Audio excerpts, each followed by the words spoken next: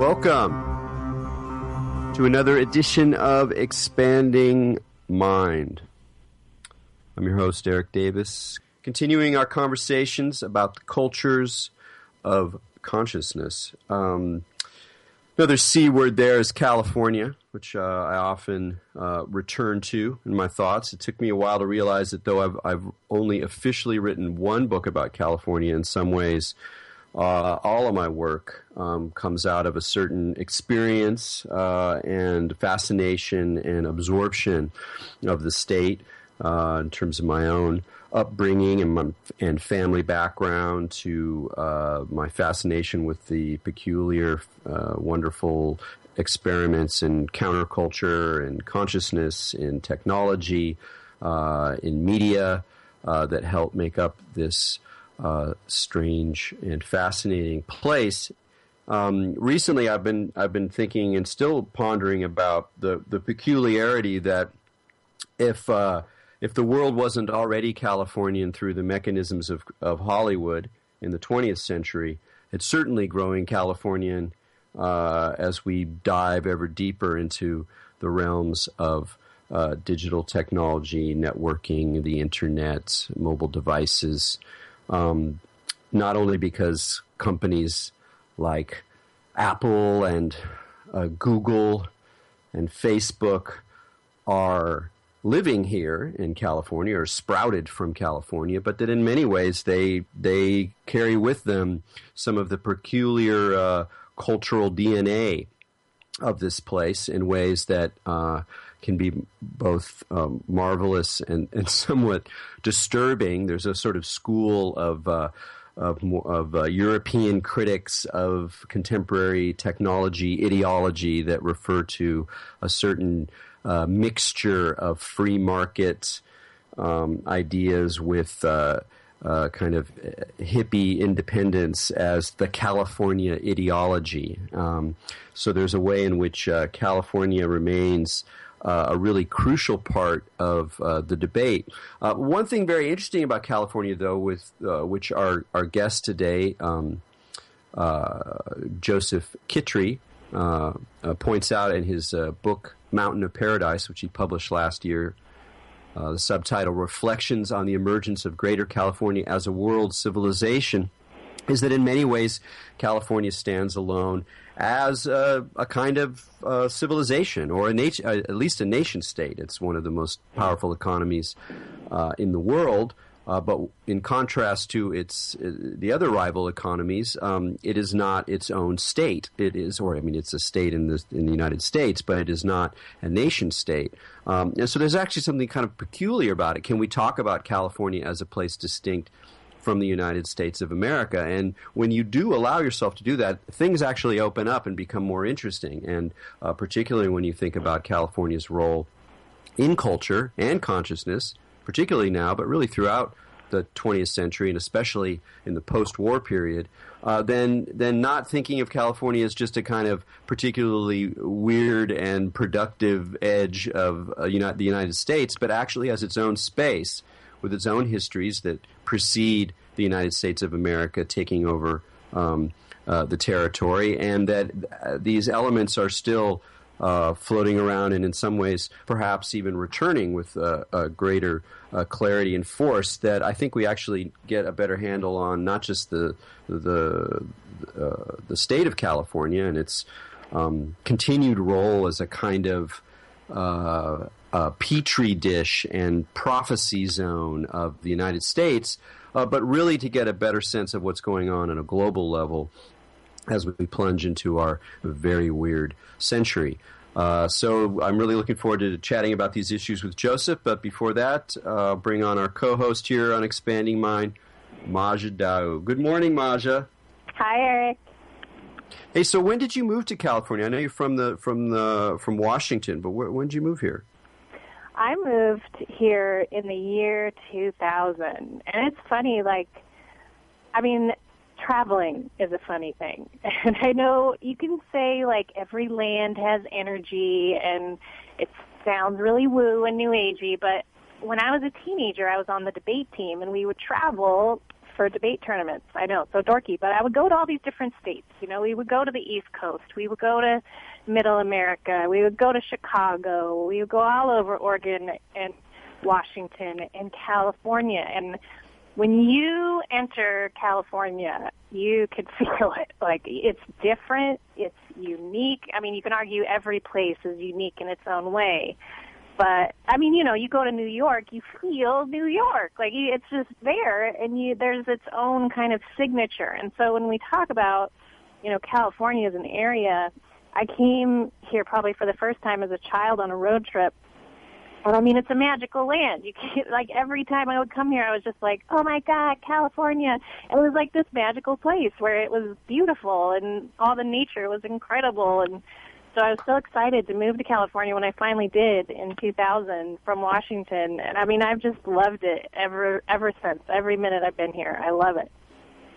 You know what? I always marvel at the attitudes that other people on the West Coast have in Oregon, Washington, and British Columbia, particularly, because there's sort of like a way in which California is this kind of extreme West Coast experiment, and yet it's very clearly very different than the Northwest in a lot of ways. Very. And, you know, a lot of times people have grumbly attitudes about California who are from the northern part of the coast. And I was just curious, were there any of those attitudes that people had towards California, more kind of, not negative, but just sort of you know, maybe not entirely buying the hype, that when you came here you realized were actually kind of true, or on the other side, like totally untrue? Yes, very accurate. In fact, I remember living in Seattle, especially when I was in college, everyone literally would complain about the Californians, about them moving up, buying all this stuff. The main complaint was that they were just like these privileged folks with lots of money that would just, like, you know, do whatever they want. Like, finally a complaint was that, oh, those Californians, they just do whatever they want, right? And so when I came here, I was like, yeah, people do. It's like a kind of rebelly individualism where people are encouraged to kind of follow, you know, their whims or dreams. So that was like people in the Northwest would kind of see them as these bulldozery, kind of straightforward, aggressive-y sort of types.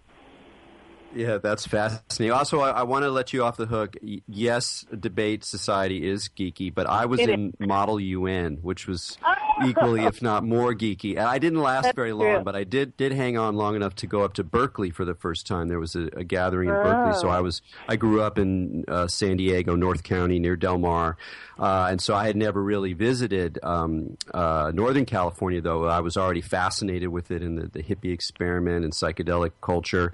And so it was a wonderful experience to come up here in the early 1980s. And I still remember the way a lot of things looked then, so different than they are now. So, you know, there's something to be said for these nerdy high school activities that take you to interesting places. Oh, yeah. So with that in mind, let's bring on Joseph. Joseph, thanks for joining us on Expanding Mind. Oh, thank you very much. It's a great privilege to join you. Yeah, I look forward to this. I'm curious when you first got to California and when you started to realize that your interest was not just because it was an interesting place to work or you had good, nice weather, but that it became a sort of a topic for you, a kind of almost, I don't want to say obsession, but something that you were really going to pursue very deeply as a non-native. Yes. I came here in 1977, and I deliberately chose coming here, which for me meant Berkeley, as, in my view, the center of the world. I'd lived in many other places. I was actually brought up in 3 different countries, Czechoslovakia, Iran, and Brazil, before I immigrated to Florida when I was 10 years old. So I was in many different places, many different cultures and religions. And when the time came, which is to say after I finished my postdoctorate in Germany, I wanted to choose the place where I thought everything came to a head. And I chose Berkeley because, of course, I like university environments. I knew a lot about Berkeley in terms of its reputation in the 60s and 70s. But more broadly, California seemed to me to be the place where it all gathers and the big questions about world history, world cultures, and so on can be raised directly. And I was not disappointed because as time went on, I became more and more interested and fascinated by the further growth of California on many levels. And as I put together the facts, I think I was finally driven to write this book, which comes out of a series of articles in the first decade of this millennium, by the events of Iraq in 2002, 2003. At that point, I was so frustrated by the policies of the time that I was struck all the more by figures that showed that Californians were going in a very different direction than the outright support for the Iraq War at that time, if you remember, Erik. And so I began by giving lectures on California civilization as something different to cover us in places like the Czech Republic, and from that developed further fascination, further interest, and a little more empirical work on the whole subject. Well, I mean, I really want to emphasize that all of the productive things that happen in your book by sort of, grabbing, the bull by the horns and saying, no, we really need to look at this place as its own civilization with all of the resonances of that term in terms of history, sensibility, aesthetics, philosophy, that there's something different here. And this is, known in the trade as the question of California exceptionalism. And when I started to do research on California, I would come across this question. It's like, are we justified in thinking that while every place, as Maja said, is different, has its unique characteristics, there's something particularly unique to mangle grammar about California? And it was very clear to me right off the bat that I was an exceptionalist, that I did believe that the historical experiences here, the peculiarities and beauties of the nature, its relationship to other places in time and space, its ethnic makeup, even the history before contact, before Europeans came here, the state already seemed to have particular character, or the area already seemed to have particular characteristics in terms of the way that native Californians inhabited the place that seemed resonant with what ends up happening later on after all sorts of bloodshed and takeovers. So I sort of recognized that right away, and I just would like to give you make the case, like, well, what is it that allows us to say not only that it's an exceptional state within the United States, but that it is kind of its own civilization on a world civilizational level, and that actually helps you understand what's going on here? Well, Erik, the term world civilizations, of course, is itself a very contestatory area. Lots of books have been written on the subject, and figures like Samuel Huntington with his famous Clash of Civilizations and others have given us a listing. I think in his case there were 8 major civilizations, of which 5 were the most important. So what right do they have to do that? Of course, they're speculating as anyone else, and as they put together their evidence, it seems to me that California can meet many of those requirements by itself, quite apart from the rest of the United States. So starting with that, in other words, that it's a contestatory notion, in other words, one is providing candidates and one can see what happens with the candidates in comparison with other studies, California can make the argument on so many different levels. On that very crude level, which is to say economic strength, which you brought up earlier, Erik, it is worth reminding ourselves that ever since 2000 particularly, when you do the GDP ratings, these are the familiar ratings in terms of economic strength, and of course they're questionable, but they're questionable for everyone. We find out that California is somewhere between 5th and 8th over the last 10 years. Right now, by right now I mean 2013, we're number 8 if we were a separate country, just under actually Brazil, UK, and France. So another great upsurge could get us right back into a status of 5 or 6. And it's worth remembering that, of course, our population is much smaller than those of our rivals along this listing. Again, as I say, that's a crude kind of point to make, but nonetheless, it's part of the general argument. Then, much more broadly, I think, Erik, we have to take into account the story of California well beyond its accession into the United States in 1848, 1850.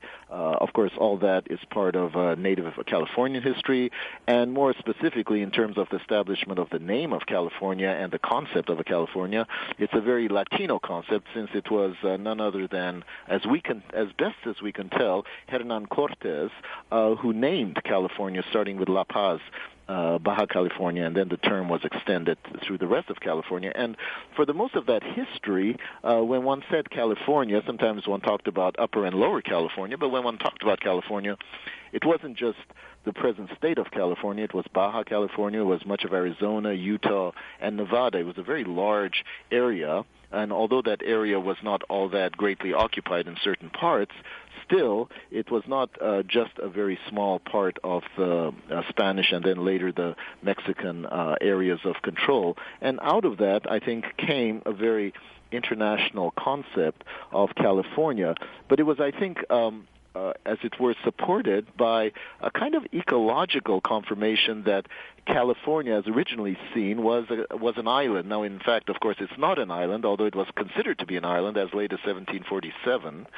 But in many ways, ecologically, it is a semi-island, and there are some very interesting books in terms of geology, plants, and so on, which show that California is quite distinct in terms of its whole environmental qualities, which has had a very strong effect, I think, on the life of Californians here in terms of emphasizing a kind of diversity that stands out. Diversity, even going back to the native Californian cultures, we had something like over 100 mutually incomprehensible languages and lived in very localized settings. And I think all of that put together begins to make the case, very interestingly, that California is quite unique. Now, as both of you have said, it's certainly true that any place can make its argument, and of course one is privileged to do that. If you are a denizen of, I suppose, North Dakota, you can go ahead and make the argument. But when the arguments are all added up, how many parts of what are now called the United States could really qualify on this scale? Possibly Texas, New York in certain ways, but that's pretty well it. And even there, California is something like 2 times larger in its economy than the next state, which I believe is Texas, at least in terms of the latest ratings. Yeah, but it's the size and the ecological diversity and the power of the economy. All of those things I think are pretty evident. What's more interesting, and what you tease out in a number of ways in your book, is a particular ethos. Let's say that despite the diversity, and certainly the diversity of peoples, one that I think puts California in the position to at least potentially embrace this fully diverse future or present that we're already engaging with better than a lot of other places on the planet, probably than most places. That there's still nonetheless, I think we can talk about a kind of ethos. Whether that has to do with dreams, whether it has to do with the way in which dreams and emotions and fantasies get wound up with technology, with industries. Maybe that's something specific about it. Or the sense of religious diversity, which is, of course, a particular interest of mine. Also, I know is also an interest of yours. But it also says something deeper, even beyond the question of religion. Why here did all of this diversity and experimentation happen? So in terms of this sort of deeper ethos or aesthetic or philosophy of living, what are some of the key points for you in terms of characterizing California? Well, of course, this is one of those questions that can go on forever. My own attraction to California on this level is, I would say, a very strong aesthetic orientation, which allows for imagination as well as for, one might say, recreating oneself, refashioning oneself, transforming oneself. And perhaps this possibility is part of the not accidental, but historical fact that California has been physically at the edge of the American experience, so that anyone seeking a new life, seeking a new way of doing things, would end up coming here. But California also acted that way for others coming from other parts of the world. For example, the gold rush is a very good example of how California became the point of reference for thousands and thousands of people coming from even Australia, Chile, Sonora, as well as, of course, from the United States and parts of Europe. All of them came with perhaps a very narrow notion of wealth, but that possibility then expanded very quickly into taking on experimentations. Mark Twain, for example, referred at the time, he was here, of course, a little bit after the gold rush, to this kind of argonautic quality of Californians, that they were willing to jump in and try anything new. And I think there's this connection between, if you will, economic possibilities, the natural wealth of California, and its curious position on the edge of both the American experience and also of non-American experience across the Pacific and coming up from Latin America. And so I think the end result is that a certain unfolding of keeping this game going of transformations, of experimentation, of innovation took off very quickly. I think it was Kevin Starr, our great historian of California, who said, in California, the lights went on all at once, and they've never turned off, so that there has been a quickened pace in California economically, which has, I think, supported the idea of innovation, experimentation, and so on. And that has spread across many areas in a narrow sense in terms of economic and technological innovation, but also in a personal sense in terms of attempting new ways of life, new forms of imagination, and as you correctly point out, all kinds of experimentations in religiosity, which I think is very well presented in that book of yours, which I love, The Visionary State. So aesthetics going into recreation, imagination, self-transformation has become such a feature of California that it would be very hard for there to be a counter movement that would undercut that at all. And again, the natural wealth of California is quite astounding. I mean, it's available. It was available from the start, and one can call upon it, which, of course, augments and makes possible experimentation. Well, one of the interesting things about that that culture of personal transformation, of aesthetic play, of masks and theater of the self, is that it's really noticed. It's very visible inside of some of our major industries now, particularly in technology. And I've often thought about how one of the signs of the kind of contemporary Bay Area influenced office is that it has a certain kind of informality. The classic example are the sort of technological offices where there's frisbees and bean bags and this whole kind of like loose, playful environment, this sort of breakdown of work and play, which of course is a double-edged sword. Nonetheless, it's this fascinating situation, and I always would think about it. I'd trace it back to, let's say, Xerox PARC in the early 70s, where a lot of the features of what would come to be the personal computer were sort of developed in this R&D kind of setting, and it was a very hippie environment, and there's all sorts of like informality around it, and that kind of influenced the sense that this is actually a more productive way to organize an office space. But then reading your book, you have this wonderful and kind of a marvelously eye-opening chapter on Walt Disney, where you're talking about a lot of the same elements we can trace all the way back to him in terms of building what you call emotional environments. And these are environments not just in terms of Disneyland itself as a kind of environment to explore the city and pleasure and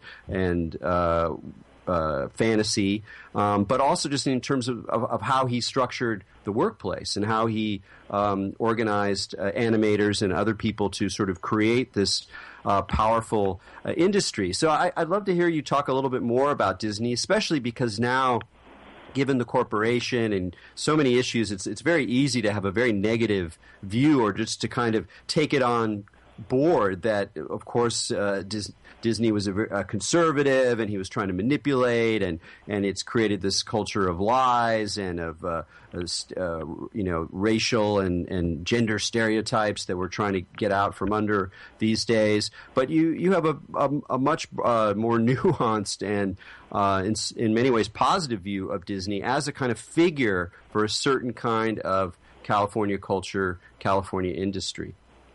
Yes, I'm glad you brought up Disney, and you're perfectly right that he has a bit of a checkered reputation. When I became interested in him, it was actually because I was much more interested in the studio system, so that one actually has to begin with that, which itself is the result of prior developments.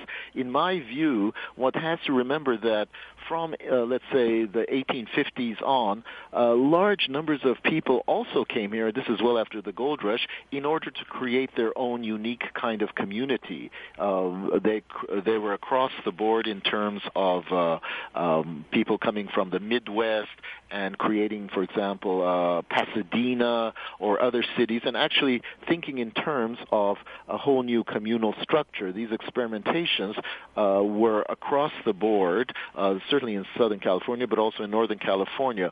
And then out of that, I think, came the understanding when Hollywood began to take off, as literally Hollywood around 1910, 1920, that one could do the same thing by creating studios. That idea itself was a brilliant innovation on the part of the first figures in Hollywood. We all know the famous names that established the studios. But the question here is, why did they even think of it? For example, Universal Studios, which started in 1915, conceived of itself as a kind of semi-independent communal space with all of the amenities, including the infrastructure, fire station, healthcare, and so on, to provide for a living space for innovative creation, at least as far as they saw it. Some people may not think so highly about Universal's products, but that became the kind of model. And when Disney came to California from the Midwest, his first inclination was to go to these studios literally and to, as it were, breathe in the air of these incredible spaces.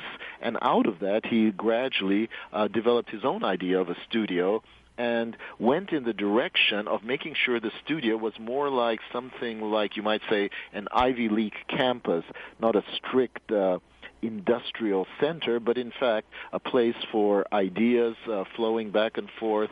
He had his own canteens. The only thing that he didn't provide, I think, was housing. But otherwise, his studios were meant to be living spaces for individuals to gather and come up with original ideas. And he himself was a very charismatic figure in terms of inspiring others, in terms of how he would get ideas going, how he would link up the visual with the, if you will, the theatrical in terms of what they wanted to try. And once he had more or less got that going, and then eventually, of course, he created his own studio from scratch in 1940 in Burbank, then his ideas expanded and eventually, of course, led towards the conception and creation of the first true, if you will, entertainment park, which would be Disneyland in Anaheim. I would add also that Disney was always trying to expand this idea, not as someone who wanted to be a mogul, but as someone who wanted to see how far it would go. So his later experiments included, in fact, helping to create CalArts, the great center for study of the arts, but also in relation to filmmaking. He also had a massive idea of a kind of urban center, which he wanted to establish in Disney World. That was the only reason he was agreeable to the creation of Disney World in Orlando, because otherwise he wasn't interested. It wasn't that he thought in terms of creating a whole series of Disneylands as exists today. That was the conception of his brother and those who took over the operation. But he himself was only interested in seeing how he could widen the idea, going again first from the concept of a movie studio, animation studio, then to the park, Disneyland, then to something wider like an educational institute, and finally to the idea of an urban center, which he was actually going to create next to the Disney World in Orlando. Unfortunately, at that point he died. Sadly, he was quite a smoker. And so his grand idea was just dropped by his brother, who was much more of a, you might say, a practical entrepreneur in terms of creating businesses. And from that, you have the further evolution of Disney into the massive corporation that we know about today. But that certainly wasn't Walt Disney's intention in any way. His aim was to continue to experiment with creating living spaces within which one could have imagination, aesthetics, theater, and see where that led in terms of a much more human mode of interrelationship. Well, let me ask you a question about that, and then we'll have to take a break after that.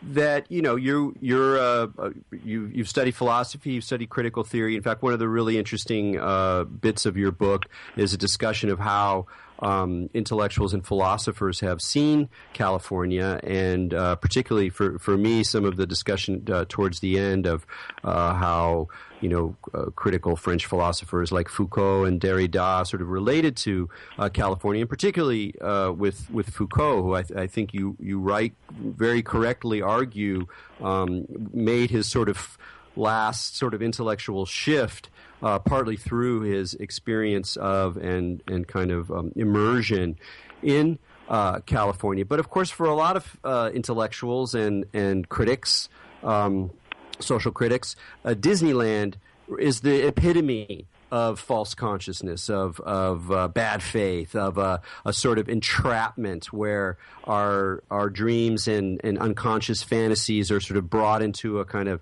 a corporate, surveyed, controlled environment. And, I'm not telling you anything you haven't already heard, from this. These are very readily available ideas in terms of thinking about culture and thinking about the sort of emotional environments that you're talking about as they become part of capitalism and our culture. But because I think this is a really central question about how we think about California, not just how we think about Disney, I'd love to hear you respond to that. Like, in what ways do you think these overly or these pessimistic or cynical critiques of a place like Disneyland with its desires for a more imaginative life, what do you think is being missed in that? Because in some ways that has to do with what's being missed about California.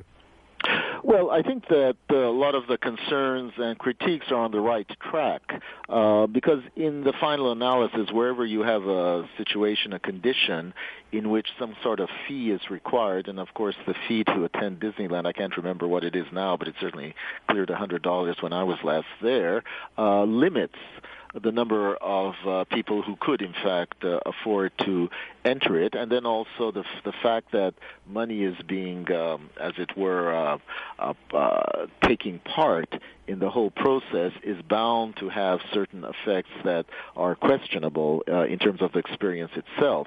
Here is a line that I think is worth continuing to critique. It continues to be an issue, however, not just with regard to Disneyland, but with regard to other theories about the further development of capitalism in terms of moving beyond service economies to what some are calling an experience economy.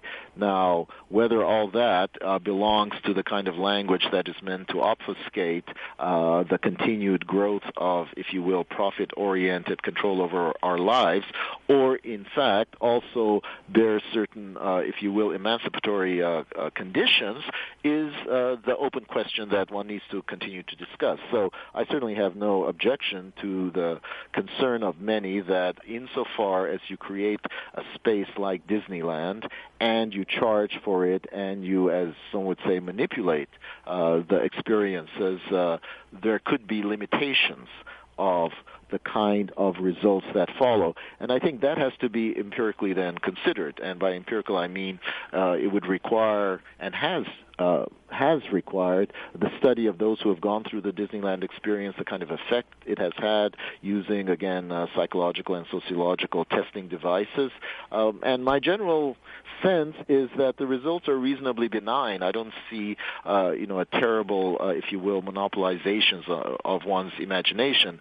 Disney himself wanted to somehow preserve or bring to the attention of individuals and families certain feelings that go with early maturation, moving somewhere between childhood towards, if you will, early teenagedom, certain memories, certain feelings of landscape and events and experiences, and he thought that overall that would be actually very beneficial to the individual. I don't think he had a grand plan of controlling imagination. And again, as I say, this requires empirical analysis in terms of what really results when people come out the other end after they've spent, let's say, a day at Disneyland. My own impression, again, and it's not that these data are skewed in favor of Disneyland, is that all in all, it doesn't seem to be creating automatized creatures,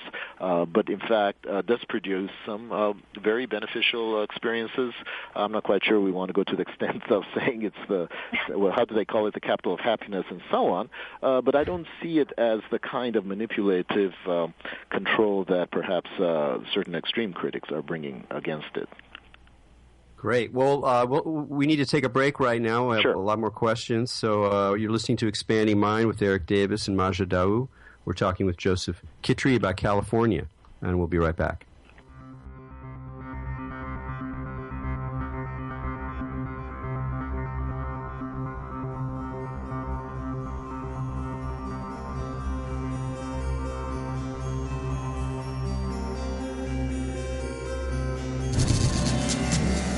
Stay tuned for more cutting-edge viewpoints on PRN, the Progressive Radio Network. I'm Erik Davis, and I'm proud to be part of the PRN family of hosts and the work we do here promoting progressive ideals for inquiring minds. For the past 12 years, PRN has been advertisement-free and has never held a fundraiser. However, over the past few years, it is becoming increasingly difficult, and the time has come to ask for your support. Won't you be a friend of PRN and commit to a monthly recurring donation of $20, $50, $75, or $100? This will ensure that PRN will be able to continue to bring you the latest breaking stories and hottest topics reported and discussed from a progressive point of view. Just go on PRN's homepage and click on the subscribe button. With each subscription, you will receive a free DVD from the Gary Knoll Library. Thanks for your support. Stay tuned to PRN.FM for more empowering ideas from progressive voices. We're moving forward, and we hope you're coming with us.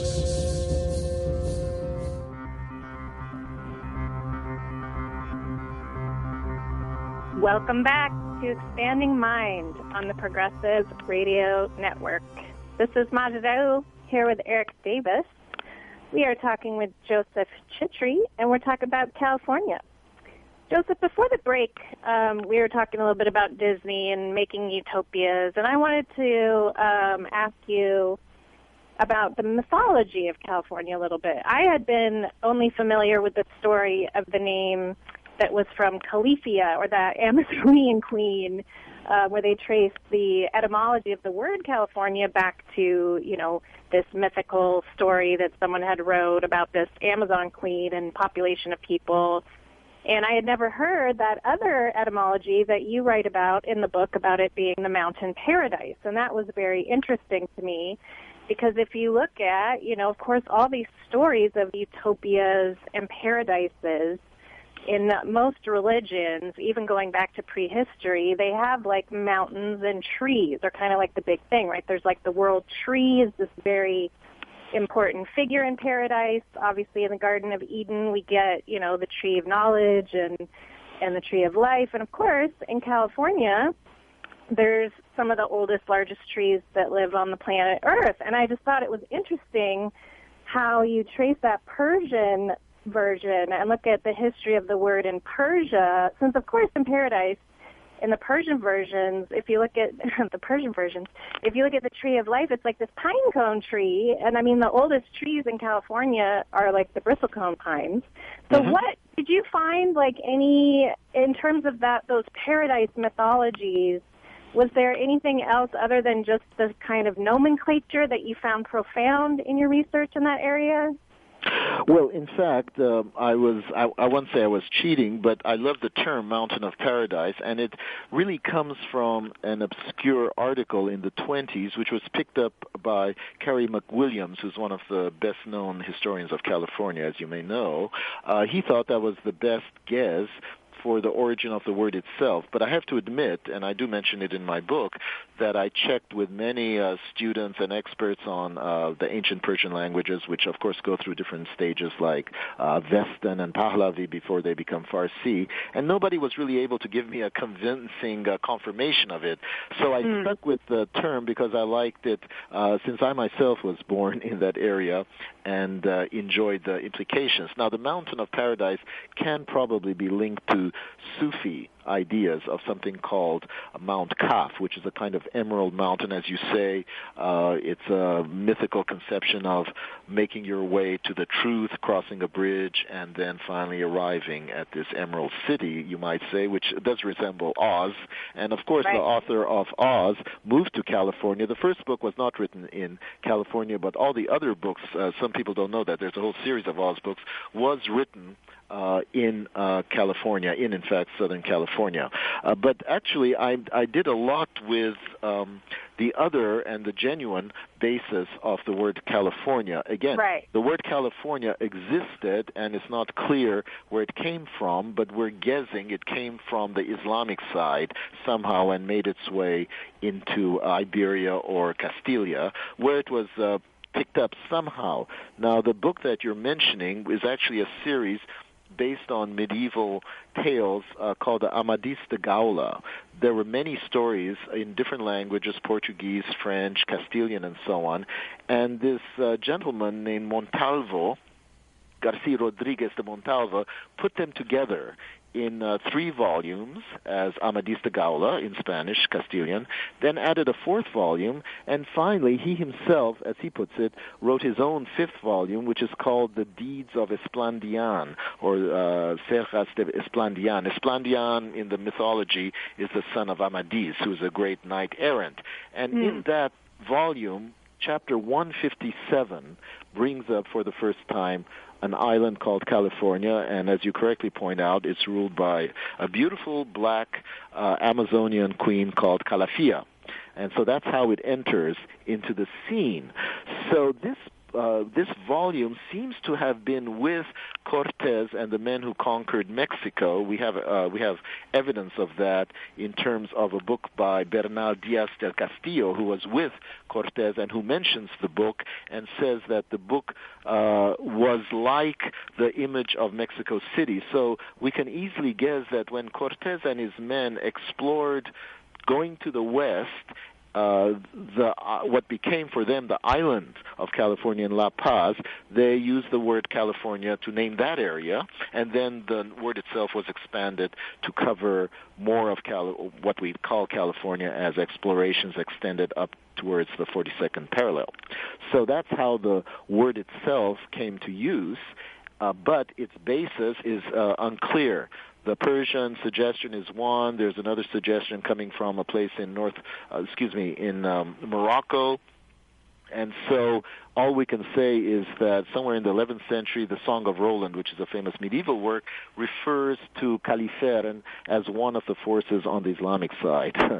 So the storyline really begins with Cortez, insofar as we can tell, the greatest of the conquistadores, although he has a checkered reputation, of course, for what he did, naming a land as California, and from that point on, the storyline took off. But what interested me about this connection, as someone who's an intellectual historian, is that given that link, one could then work back all the way to ancient Britain, which itself was founded, according to mythology, by a relative of Aeneas, who himself was a Trojan, who founded, of course, Rome. And so the grand genealogical move I make in one of my chapters is to argue that California really, in terms of naming and mythology, goes back to what I would call is the most imposing pedigree in Western mythologizing and genealogizing. Wow, that's really, and it's strange though that it would have those kind of links on such epic levels when it does get so utopian. Because I always think it's funny how names reflect, obviously situations and looking into the history of those things, I'm sure as you experienced, there's always like some kind of breadcrumb trail trying to get like kind of more data and information on the emotional kind of meaning that humans put on environmental places. Well, that's perfectly true.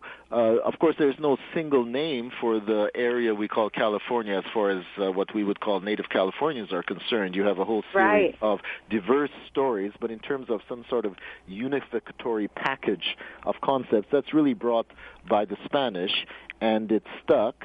And, of course, then when the Mexicans lost the war in 1848 to the Americans, this grand land, which was called California or Las Californias, was broken up into several units. But it is interesting to note, and I mentioned it in my book, that in the early negotiations in terms of what the U.S. is going to do with that space, one very powerful suggestion was that all of what we call Southwest U.S. would be California. That, in other words, California would have included Nevada, Utah, Arizona, and even New Mexico. That idea didn't come through because of certain political factors, and so we end up with the California that we know in terms of the state boundaries. But it's also a reason why my book is not just about California civilization, but suggests that maybe there's such a thing as a civilization of Greater California in the making. And I've had a certain reaction to that by those who are in Arizona, Utah, and so on. My suggestion was not to bring up the thought that California should absorb these other places, but rather to acknowledge, and I go into that in some detail in one of my chapters, to acknowledge that California's impact on what was called Greater California is immense. Its impact economically on Nevada, also on Baja California, is immense, and one should acknowledge that because I think actually it's a responsibility for Californians to recognize it.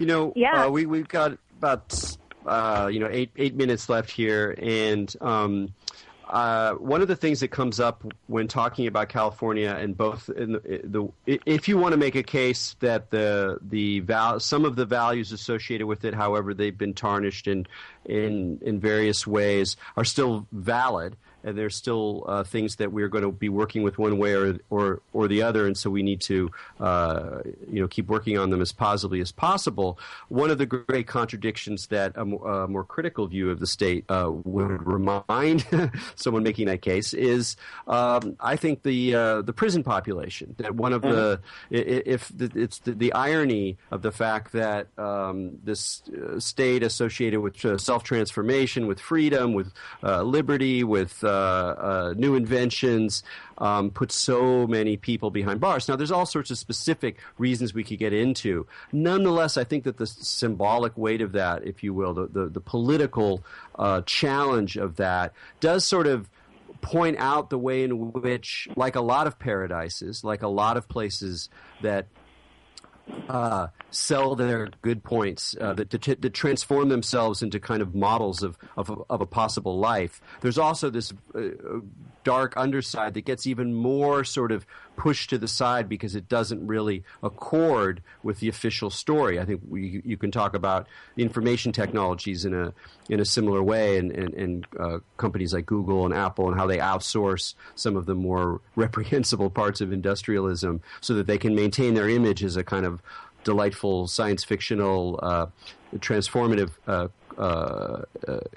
environment. But this question about the prisons and that sort of contradiction there really says something about the darker side of the state as well. And I'm just kind of curious how you weave those stories and those counterclaims into your vision of a place that deserves to be thought of in many ways as a civilization with positive values and important values for the world.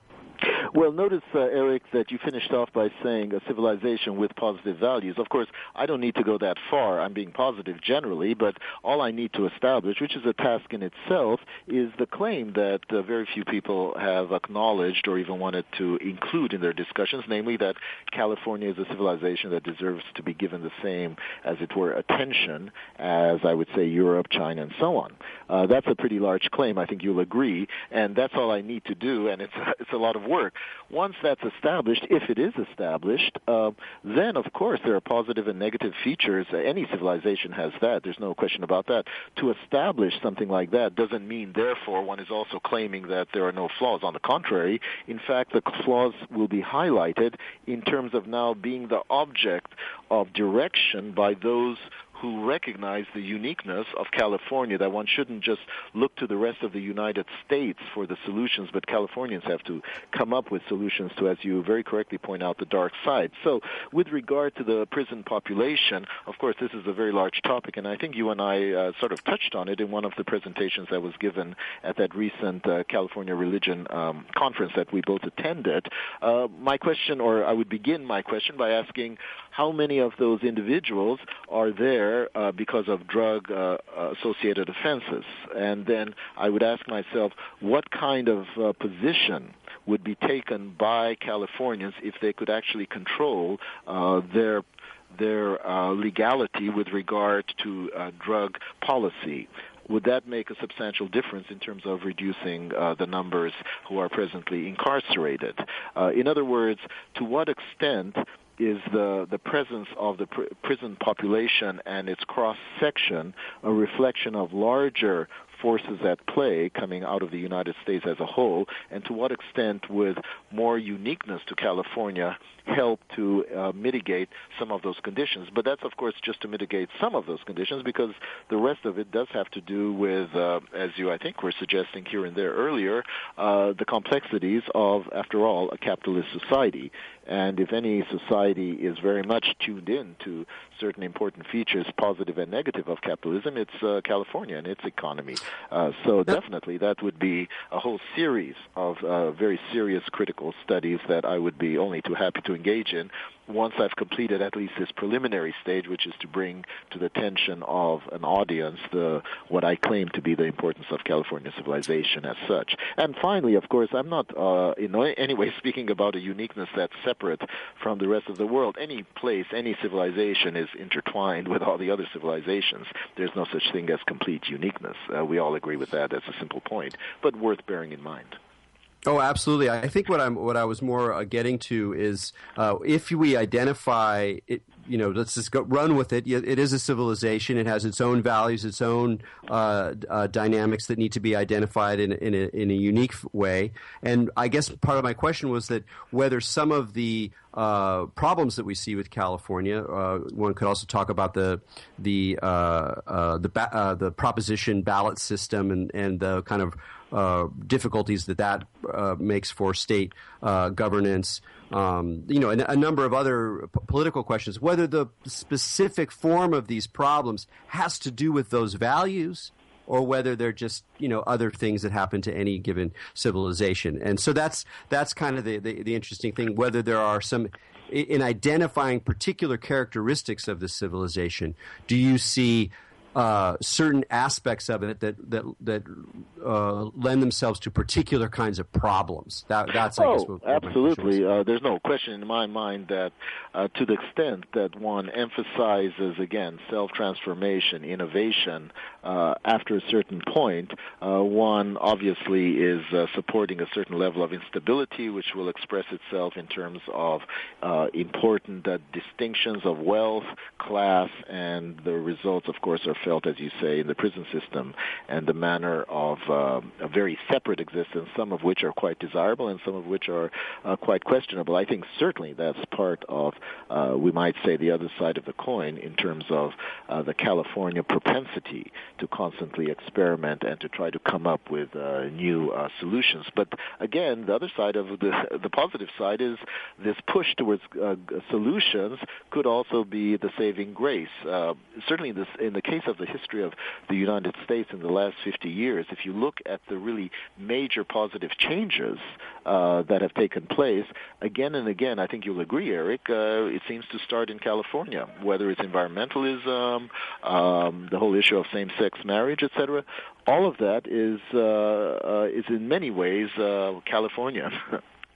Yeah, but it's funny, too, is that, and you mentioned this as well, we also have to remember that so is the backlash, that a lot of the conservative backlash, let's say the new conservatism that kind of emerges, let's say in the 1960s, and then gets, carries forward until it puts Reagan into the White House, of course, another Californian, is that some of the right-wing developments or conservative developments in the United States are also traceable to California, like the John Birch Society and certain kinds of libertarian ideas. So that's another interesting side of the state that the more I learn, the more I recognize is that some of the really important currents of conservatism are also linked to the experimental environment of new possibilities in the state in a very paradoxical way. Well, that's perfectly true. At the same time, you then have the swing in the other direction, namely that population patterns have developed in such a way that Orange County, which was the home of John Birch and Reagan and so on, is now becoming increasingly Democratic because of a much more mixed population. Moreover, I think I mentioned in my book, there's some very interesting and I would say heartening statistics showing that we've moved probably beyond what used to be called the migration magnet of California, that is to say a lot of movement coming in and out, to something like a much more homogeneous majority in the sense that over 70% of people born or who are now of the age of 15-24 have been born and reside in California. And that, I think, is going to help to establish a certain level of stability that may not have existed in those 30, 40 years where you have the John Birchers and many other forces at play. But even so, there are going to be counter forces coming into play. Overall, though, again, if you look across the board, California, in terms of its voting patterns over the last 10, 20 years, and increasingly now, stands completely apart from what's taking place in the rest of the United States. And I think that was just reconfirmed in the recent midterm elections. So although there are backlashes and back and forth, still we have to say that California is as blue as you can get. Yeah, and I still feel that even beyond the specific issues of electoral politics, that culturally it still has a great potential, and it's it's based on a reality. But to really engage the challenges and potentials of diversity. And while that's not necessarily by no means across the board, I mean, there's a lot of information now about how much white privilege is in Silicon Valley, how gendered those companies are, and that there is a sort of there are some serious blocks. I also feel, at least as a resident, observing my experience in the time and talking to so many people, that there's a real possibility for a different way of navigating cultural difference than we've seen, including in the state's own negative histories and racist problems. But it seems like there's a real possibility there. Mm-hmm.